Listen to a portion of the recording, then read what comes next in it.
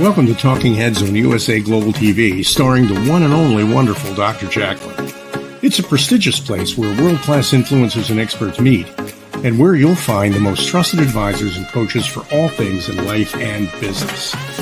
Visit usaglobaltv.com to sign up for our newsletter, get the value you need, and be first in line to learn about events and giveaways and other valuable content. Connect with us. Email Dr. JACALYN at usaglobaltv.com to talk about how you can become part of USA Global TV. That's USA Global TV, where the doctor is always in.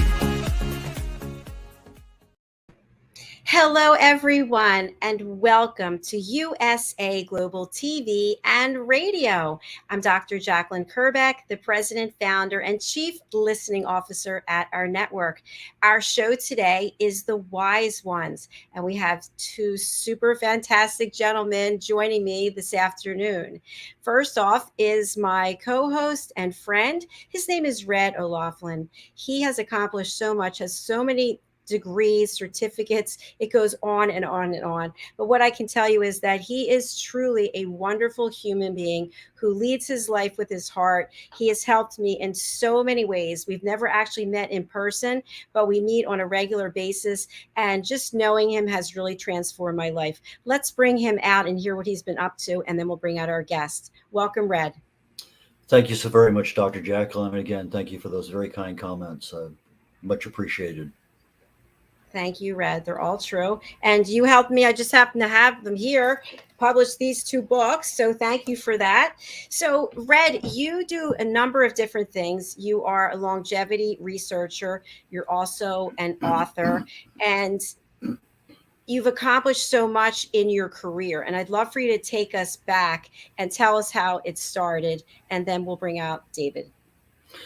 Well, actually, probably the best place to start is with a question I ask a lot of audiences. Do you remember your first love?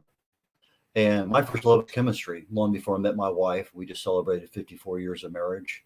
So 57 years ago, I met my wife. But the chemistry has led to so many different things in my life. I never got a chance to practice it because I got an invitation to Vietnam.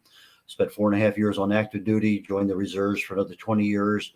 And then because the Berlin Wall fell and all of a sudden the peace dividend opened a lot of extra slots that weren't filled, I went back on active duty for another 6+ years. I retired in 1999 with 31 years in the Navy, did 16 years in flight status, naval flight officer on P-3s, anti-submarine warfare. Got a chance to visit 61 countries, got my wife to almost 30 of them. And from there, worked a lot in industry in areas of quality assurance, reliability engineering, logistics engineering. And about 15 years ago, I retired. I got 6 Saturdays and a Sunday every week. And I use my chemistry background to research the human body at the cellular level, chemically speaking. I look for cause and effect relationships. Treat a cause, fix a problem. Treat a symptom, and you'll always be treating symptoms. And that's what I speak about. That's what I write about. That's what I talk about a lot. And the following show from this one called The Wise Ones, Talking Heads. This is The Wise Ones. Talking Heads.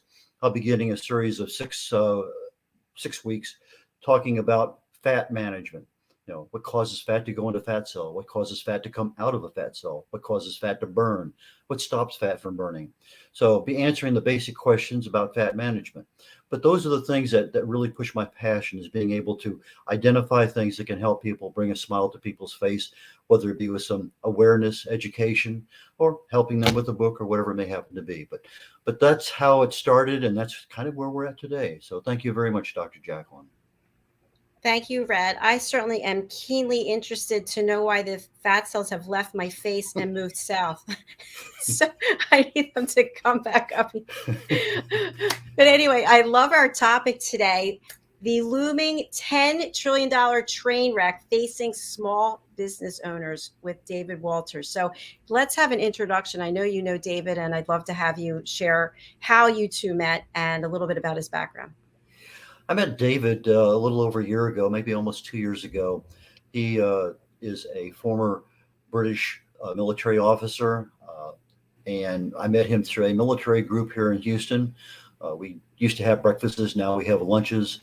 And he was scheduled to speak. He talked about his military background, and then recently started talking about his consulting background. He has such a wealth of knowledge on how and why things work the way they do in today's environment. And so after the meeting was over, I said, David, I have a program I'd love to have you come on and talk. And I think even since then, he's talked about some other things. It's just a wealth of knowledge. And so I figure that when we have people who have information and they love to share it, let's get them in the public and let's share that information. So welcome aboard, David. Please join us. Welcome aboard, David. Thank you. Nice to have you here. So you're a founder and CEO, and obviously you've got a great mustache. I love that. You're also an instructor, I understand. We'll get into that a little bit later about the dancing. But so tell us your background in business, why you're passionate about it. Okay, so business-wise, I have been running a variety of different companies over the years. I had a crisis management consultancy. I then had a brief spell when I was back in Britain working with PTSD casualties, and we had a program that had an 84% recovery rate. Unfortunately, the British government wouldn't fund it, so we had to let that one go, which is a tragedy, really. Then after that, I went into the corporate world as an engineer for a few years, and I left them a few years ago where I already had a marketing agency that I ran with my son, and I set up a consultancy specifically looking to help small businesses implement an effective marketing strategy. And actually, as a result of that, we've evolved into a business exit consultancy. So the $10 trillion train wreck is facing about 4.5 million small businesses in the US as we speak. And if they don't do something about it, potentially 98% of those business owners will walk away with a near $0 exit, which will be a tragedy. My eyes are open, especially since I own 2 businesses. Okay. So what do we need to know? Well, you may have well heard of the boomer generation, and as the boomer generation retire and then ultimately expire, the wealth that they have accumulated needs to transfer to the family, to the next generation. So any financial planner, financial analyst will tell you there's $35 trillion of wealth that needs to transfer. For those people that aren't prepared, the tax man is going to have a field day with estate duties, inheritance tax, whatever. But of that 35 trillion, $10 trillion is in the value of small businesses. And statistically, 98% of small businesses end up with a zero value exit. And that's because the business owners are so busy focusing on working in the business or working on the business, they don't raise their head sufficiently to say, how am I going to get out of this? What do I need to do to leave this business and actually get value from it? And the tragedy there is that 60% of people who start a business have the intention of selling for a high value exit to fund their retirement, to leave a legacy for their family. But because they don't know how to manage and how to run the exit, when the time comes, the business shuts. It's typically a fireside sale. And the owner walks away with, maybe some savings they've made, or maybe an excess stock liquidation. But because they don't know how to plan and execute the exit, they get nowhere near the value that the business actually has. So statistically, 4.5 million businesses, average value of $2 million each. So we're looking at about $10 trillion of value that 98% will be lost to our society in the next 10 years unless people do something about it. David, Wow. What would you think the first 3 things a single business entrepreneur ought to be considering today in our almost post-pandemic world? Well, in respect to the exit, the first thing is they have to decide, do they actually have a business that will survive without them? And this, again, is why so many exits are for zero value. If we look at the small businesses, 88% of small businesses have less than 25 employees. So the business owner is able to manage that on a tribal basis. So the business owner becomes central to the function of the business. It is what we call an owner-centric business. And the problem with that is, although the business may function very effectively while the owner's there, the instant the owner walks away, the business ceases to exist because it's all built around the owner. So if the owner's serious about a business exit, the very first thing they should do is ask themselves the question, if I went on a vacation for 3 months without the internet and a cell phone, would my business still be there when I got back in 3 months' time? And if the answer is no, you actually don't have a business. You may have a high-paying job, but you don't have any value that you can transfer later on.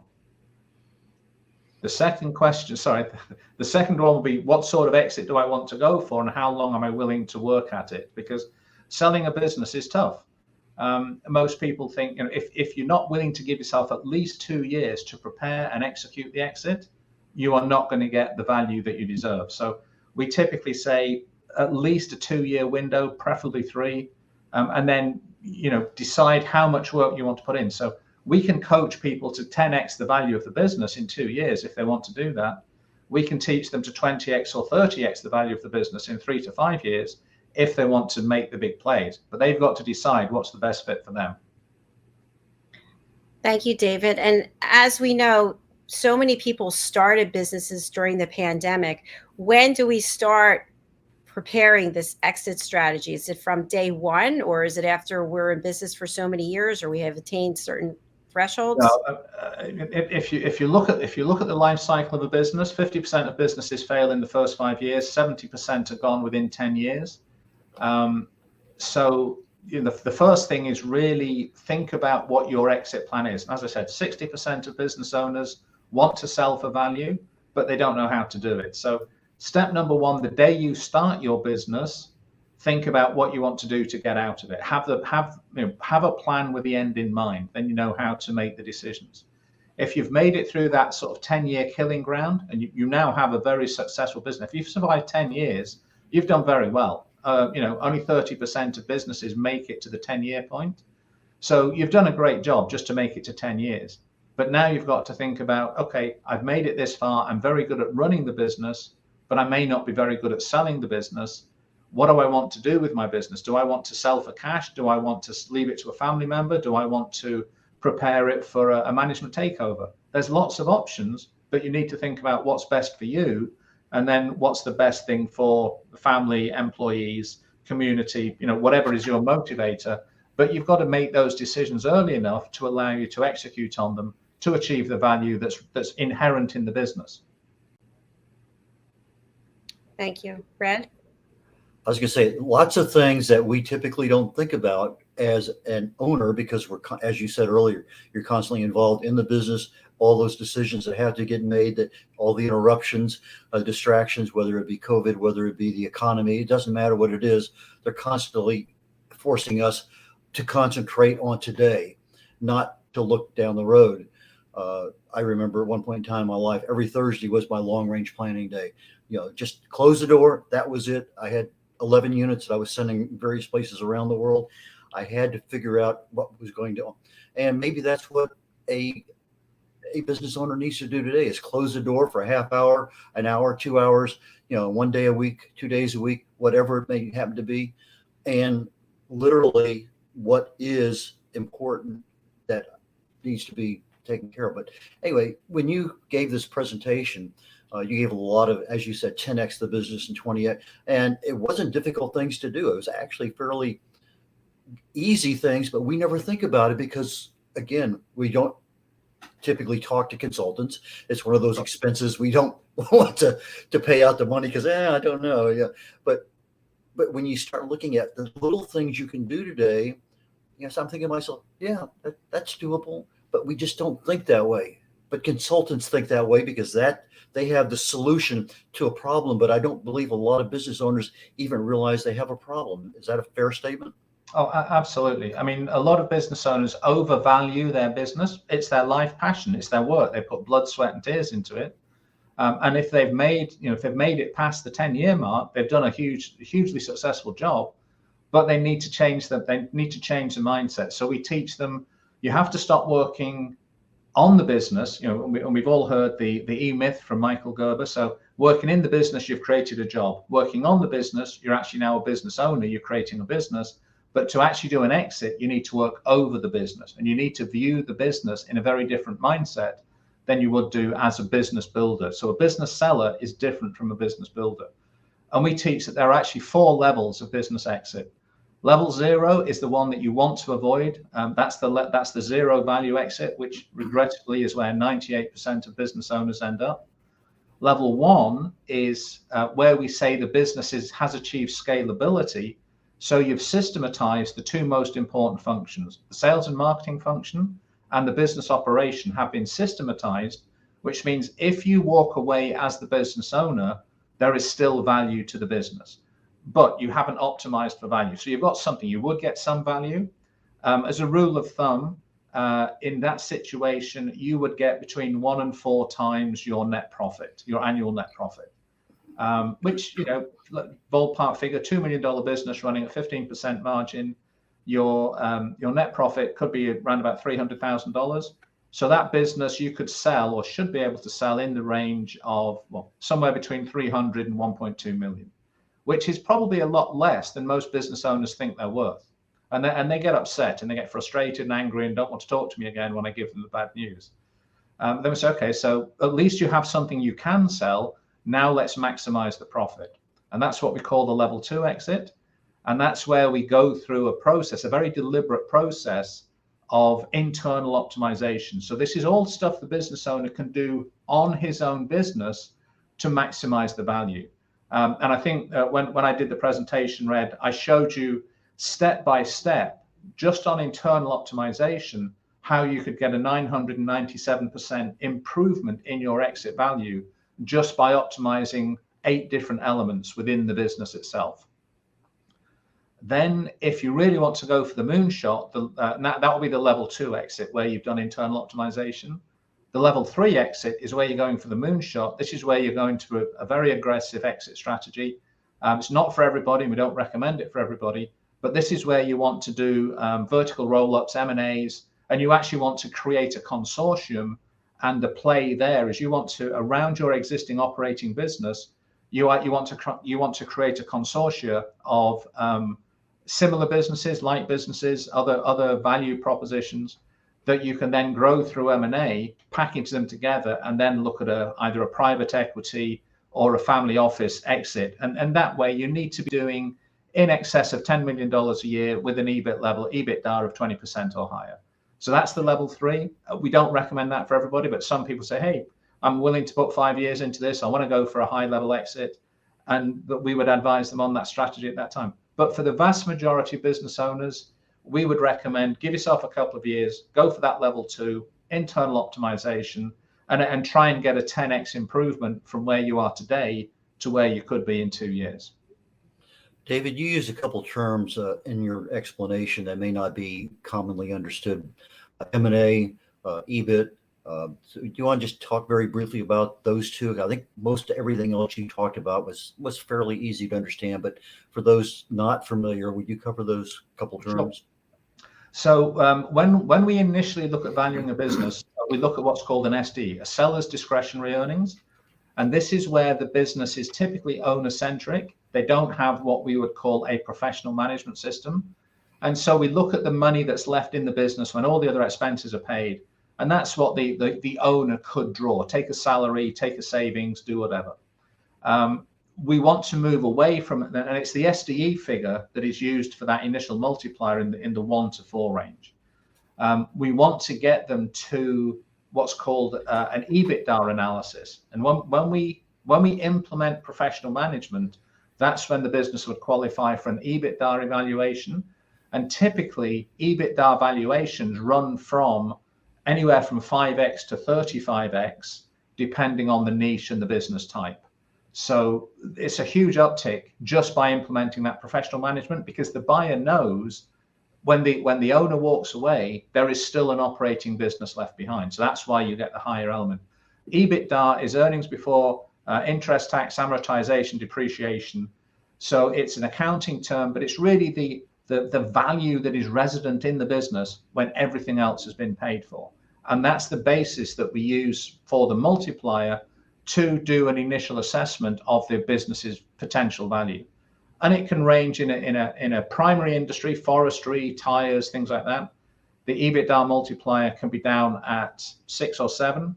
If you're in a SaaS company, you're looking at potentially EBITDAs in the 30 to 35x. So one of the things we do, if we have a business that's got a software product of any sort, if we can spin that out as a SaaS opportunity, the software product can actually be worth more than the whole of the rest of the business if it's packaged correctly.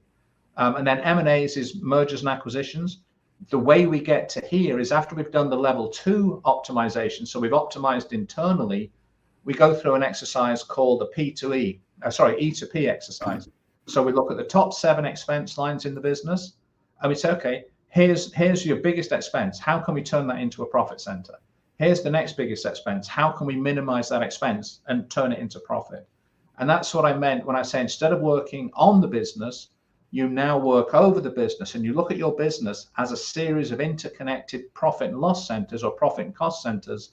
And the aim is to maximize the profit and then turn your cost centers into profit centers, so that the consortium that you would then bundle up and offer to a PE, private equity firm, or to a family office has much more value than the individual business. But that's a big play. You're making some tough decisions. You're making some big financial decisions if you are going to make the merger and acquisitions play, which is why it's not for everybody.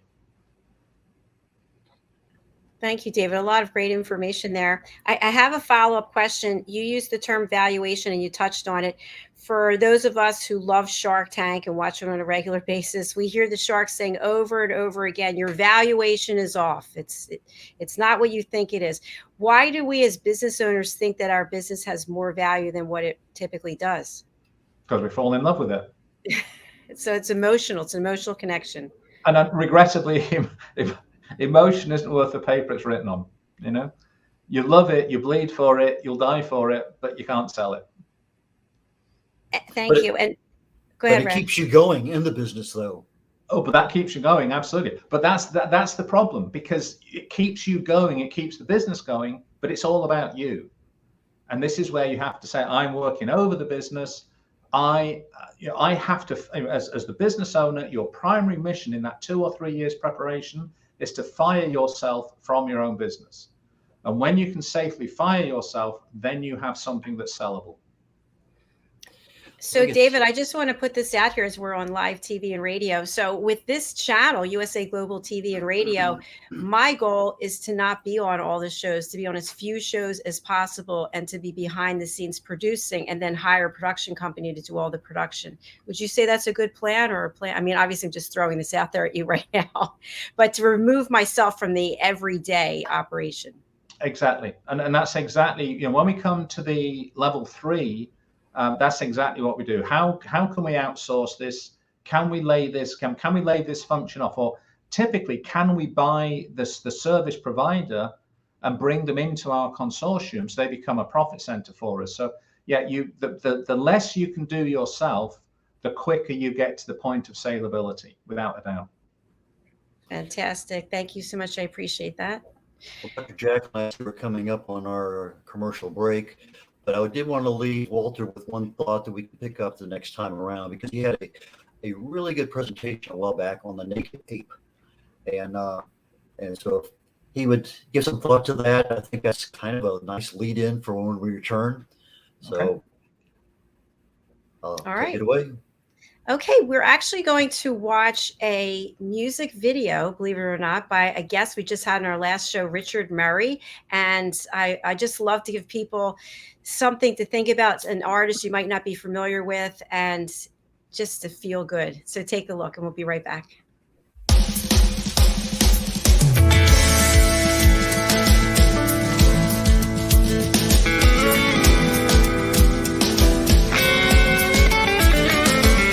SUVs all in line, sun beating down, they shine so fine. Kids on the field, they play and play till it's time to go. Ladies cheer and hold them near,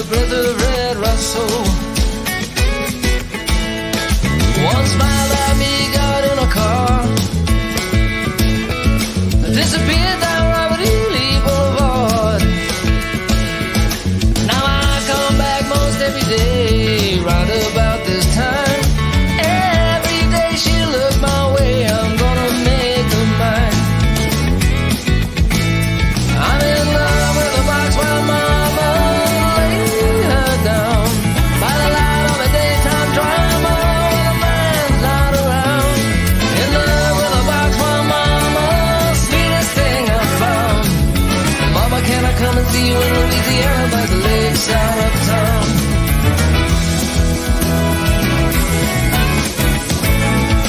Well, skin as brown as dark molasses, eyes are brown under dark glasses. All alone in the afternoon, boredom on Bordeaux. Watch that clock, pop that goombox till the day I show.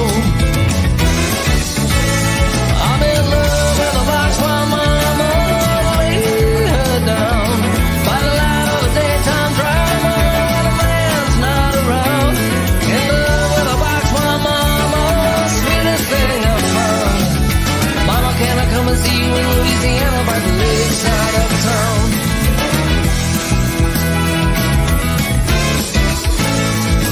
Well, I can see them before babies, 80s ladies in the Mercedes. I can see them free as the breeze. Show me that old black magic, please. I don't want to steal your jewels, cut your grass, clean your pool. I don't wanna hang around when it's time to go. Yeah, like Jack, I like stereo when I'm on down the road.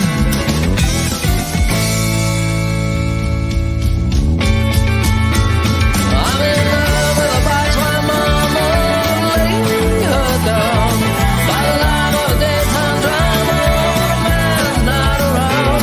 In love with a box while mama, sweetest thing I found.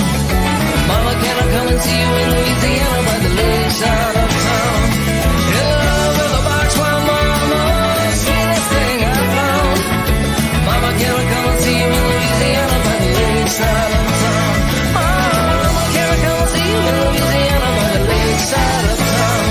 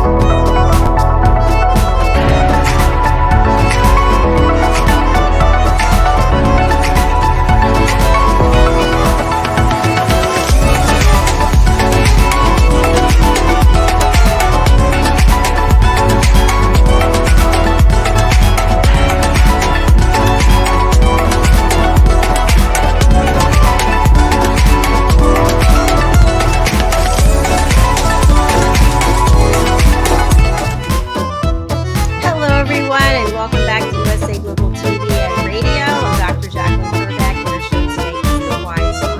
Thank you to Richard Murray for the sponsorship. I'm dancing around here, feeling good. All right, we're going to get back to the show. We're talking about exit strategies today and what business owners need to know when they need to get started, what valuations are, M&As, and a lot more. Let's welcome back Mr. Red O'Loughlin. Hello. Howdy, I almost wish I had my dancing shoes on because that was pretty intense. And it's kind of a natural lead-in for one of the topics I'm sure we'll be talking about today. We have talked about the next area. I did lead off by saying naked ape. That's kind of three words that you can go in any direction. But as a business owner, there is something that we really need to know, and it's contained in a book called The Naked Ape. David had done a very good presentation in the past is why it's important for business owners to know this, because it just having a solution to a problem doesn't guarantee success. Is that a fair statement, David? Absolutely. And the issue I would say is, the question I first ask any business owner is, tell me, did your business B2B or B2C? I wait for them to answer and then say, sorry, you're wrong, irrespective of what the answer is. All business is H to H. It's human to human. The buying decision is always triggered in the emotional center of the brain. So we need to work with the human being behind the screen to create that emotional connection. So with the marketing system that we teach our business owners who are looking for exit, which is what we call the predictable growth engine, it's designed around the psychology of human intimacy. There was a gentleman called Desmond Morris who in the 70s wrote a book called The Naked Ape. He was the first anthropologist who looked at the human species through the lens of scientific anthropology.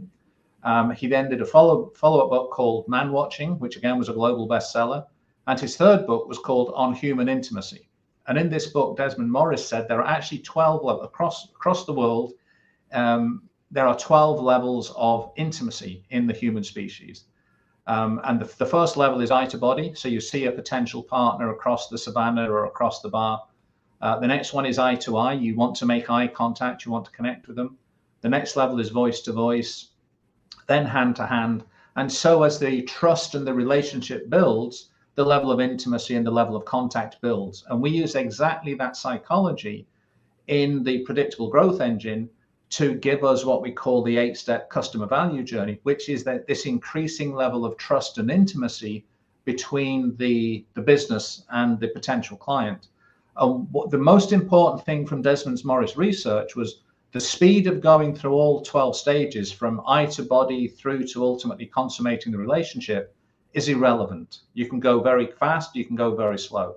What is critical is that you don't jump more than one step. So for example, if you saw somebody eye to body and then immediately went in to give them a kiss, for example, that would be assault because you have not done anything to build the relationship or to earn the respect to go to that level of intimacy.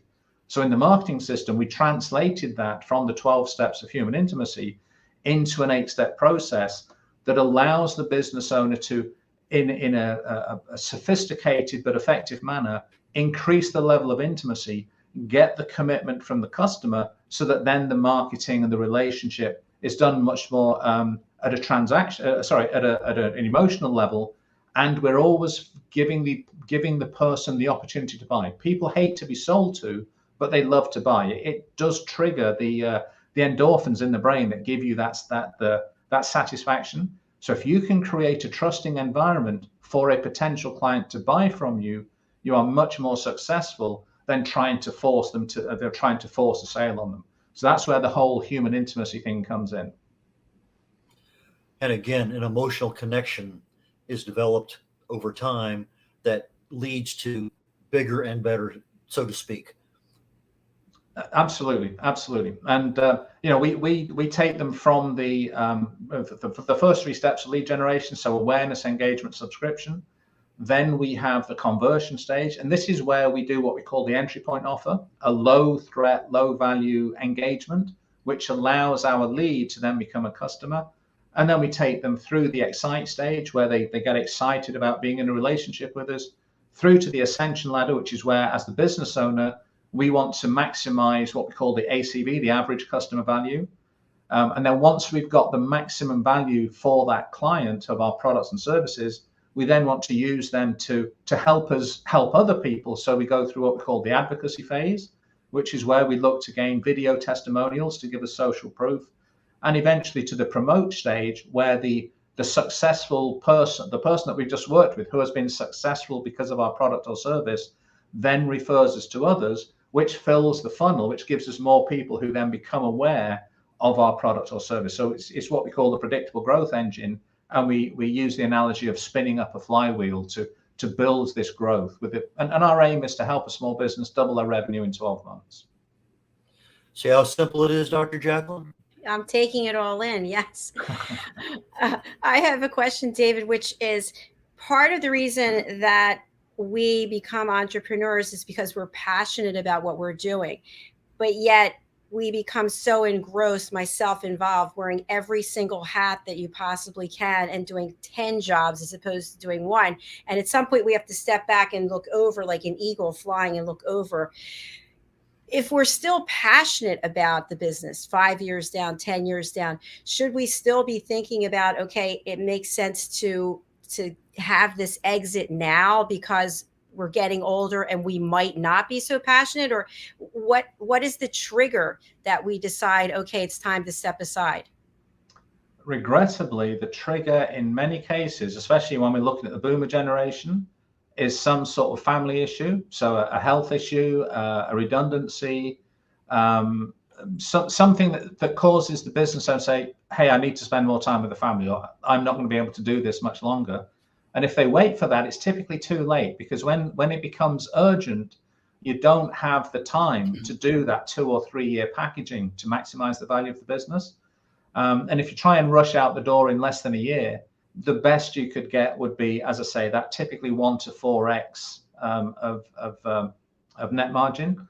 And that's not fair to the business. It's not fair to the company. And ultimately, if you've got a business that's providing a good service, it's not fair to society. You know, society wants you to continue to provide a good service. So it's the right thing to do to plan the exit. Even if you don't execute your strategy, at least have a plan in place so you know what you're going to do when you're ready. And that makes a lot of sense, because life gets in the way. It's all the things that we're not expected that are going to happen, and then we're just juggling. What are we going to do now? Yep. One area that I would like to get into before the show ends is dancing. And okay. So I know that David has some intimate knowledge in a specific area that really caught my attention a couple of weeks ago when he mentioned it. And it's something I'm definitely going to follow up with him on. So David, take it away. Okay. So about 18 months ago, I ended up moving into an apartment on my own. I was working from home and thought, this is potentially a very unhealthy situation.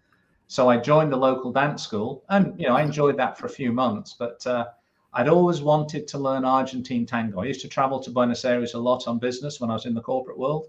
And I had some fantastic evenings sat in the Hilton in Puerto Madero, drinking Malbec and watching the street tango.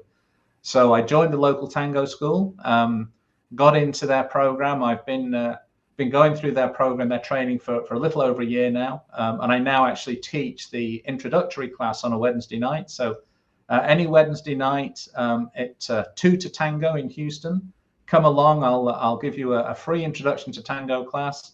And then we have a practica. That's a 1 hour practice dance.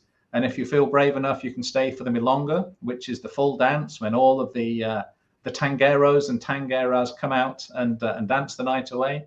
And I think we can even get the owner to throw in a free glass of wine when you come along for the intro class. But tango is without doubt. Oh, come along! I'd love to see you. You don't even know. It's my dream. That movie, Son of a Woman. I Yep. just. Anyway, I'm sorry.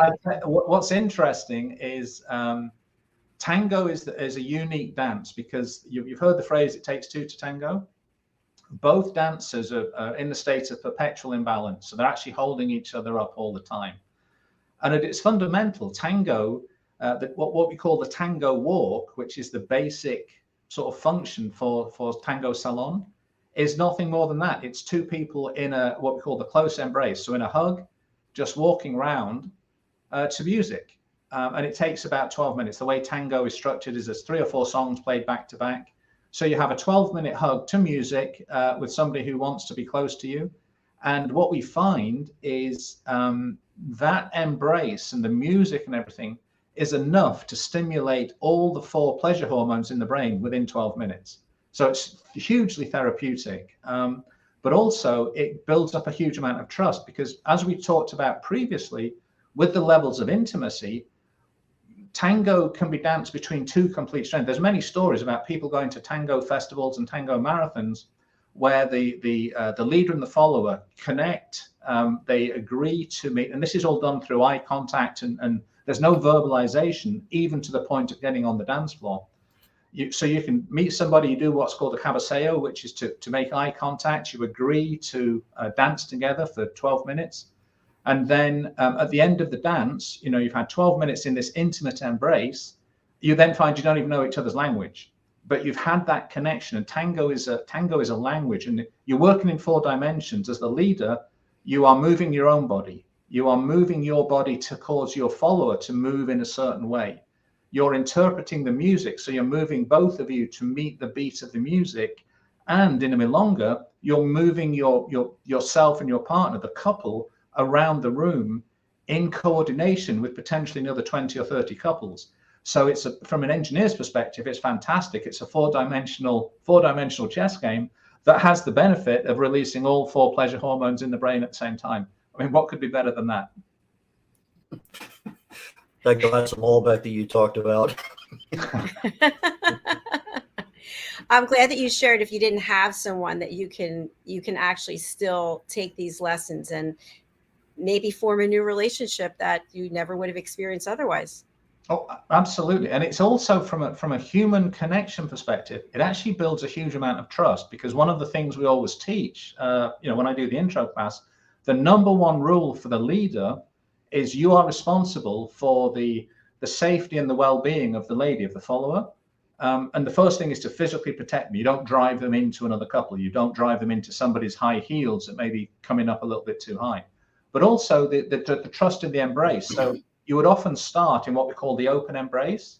But as the couple get more comfortable with each other, maybe after the first song, then you can go into the close embrace, which is where tango is really danced, in that close chest-to-chest connection, where you are working together completely improvised to a tune that you've maybe never heard before, with the partner you've never danced with before, to interpret and just create poetry in motion. That's the goal. Just interpret the music together and just create this wonderfully improvised interpretation with somebody you've maybe never even met before. It's an amazing experience.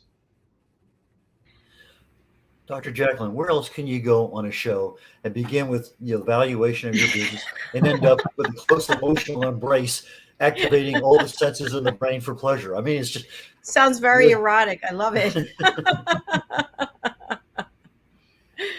Not many places, Red, that is for sure. So, David, there's obviously a lot more to you. We'd love to have you come back and tap into some of these other areas, because I think you had 5 topics or so, and I know we can't get to all of them, but I thought let's just start with the 10 trillion. That's a big eye opener for people.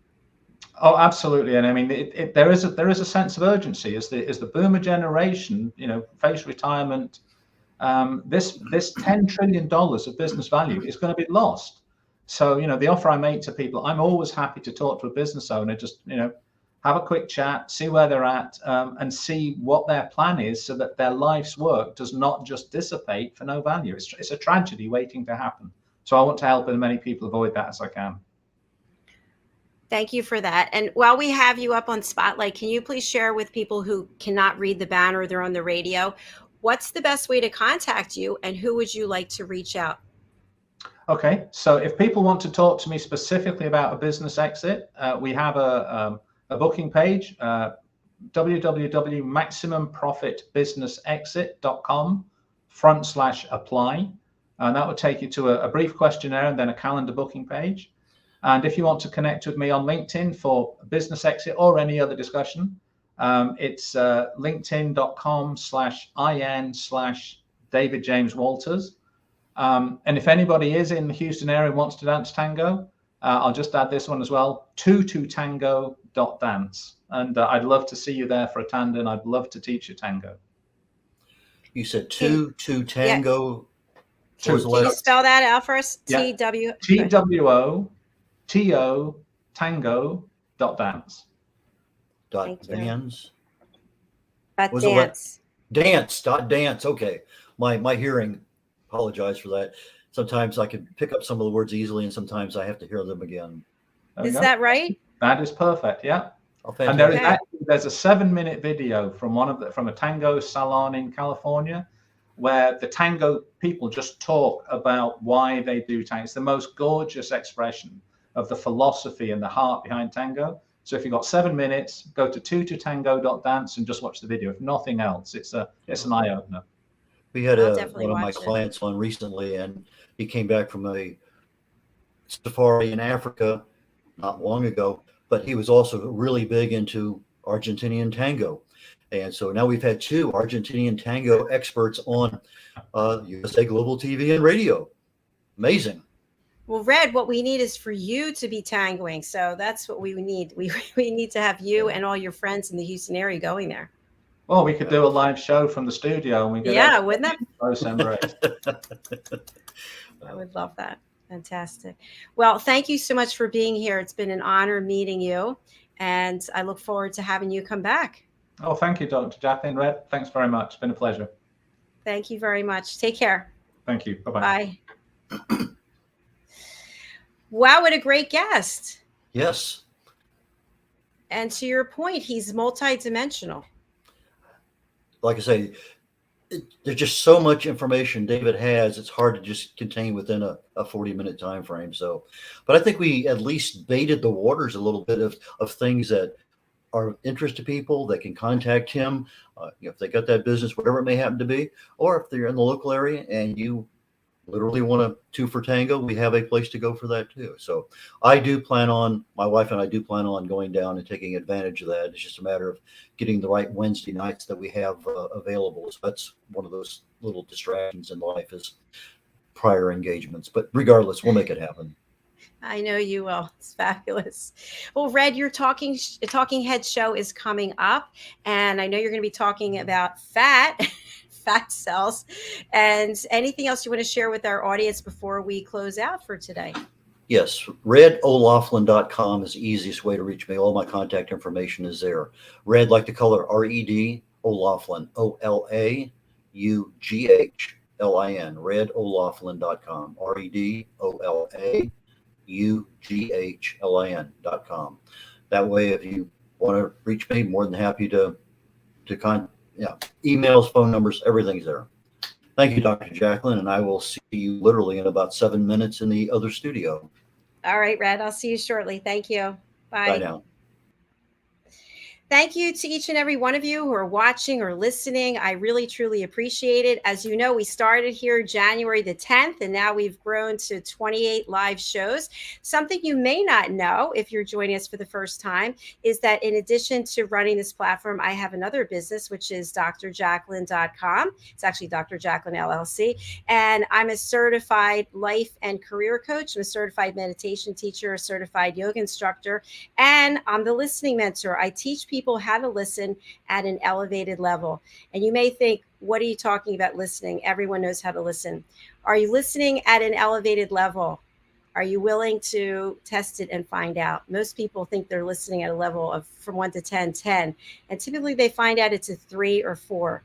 So I teach you how to listen without judgment, without interruption, without stage hogging, and without providing a solution. I teach you how to set boundaries as an elevated listener. If any of this sounds like it's of interest to you, please do go over to my other website, drjacalyn.com, and you can book in for one of our courses. I'll just quickly take you through some visuals so you know what I'm talking about. This is the first course. It's called The Power of Listening. This is the official certification course. Once you take this course, it's 2 hours, and it's $257, but I will give you a code, so it's $30 today. So stay tuned for that. Once you take the course, you get a 7-question quiz, and then you get a certificate. Your headshot and certificate go up on my website, drjacalyn.com. You can put your certificate on your LinkedIn, on your website. Why is that important? Because people know that you actually took the time to learn how to listen. And when they come to you, that you will give them a safe space to share whatever it is. And as a business owner, isn't that important?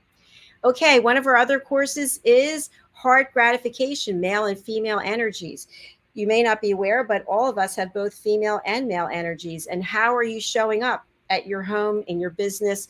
How are you acting in a high level of energy, or is it a low level of energy? And what are the results as you act in this manner?